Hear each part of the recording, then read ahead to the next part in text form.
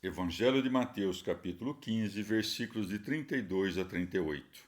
Jesus, chamando os seus discípulos, disse: Tenho piedade deste povo, porque há já 3 dias que não se afastam de mim e não têm que comer.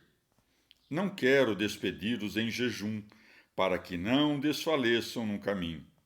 Os discípulos disseram-lhe: Onde poderemos encontrar neste deserto pães bastantes para matar a fome a tão grande multidão? Jesus disse-lhes: Quantos pães tendes vós? Eles responderam: 7 e uns poucos peixinhos. Ordenou então ao povo que se sentasse sobre a terra.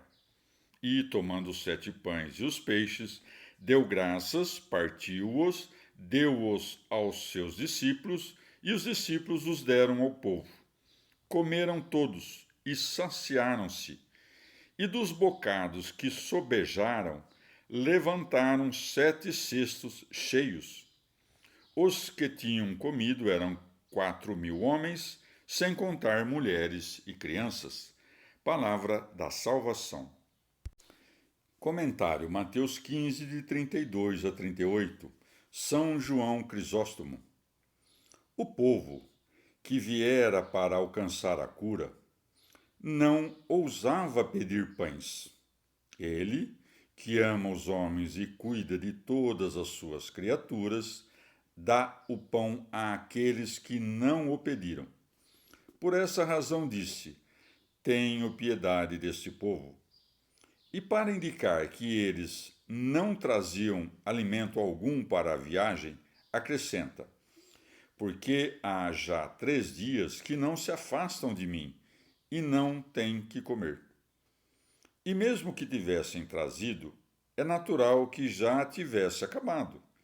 Por isso ele não fez o milagre no primeiro ou no segundo dia, mas no terceiro, quando a comida já tinha acabado, a fim de que, estando em necessidade, tomassem esse alimento com muito mais desejo.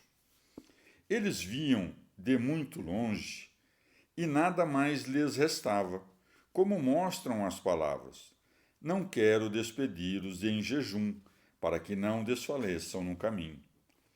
Ele não operou o milagre imediatamente para, com sua pergunta, chamar mais a atenção dos discípulos e exibir a fé deles ao lhe pedirem: Faz os pães.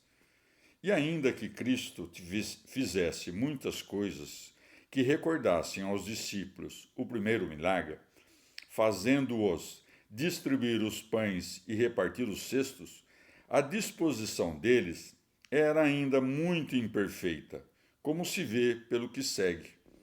Os discípulos disseram-lhe: Onde poderemos encontrar nesse deserto pães bastantes para matar a fome a tão grande multidão?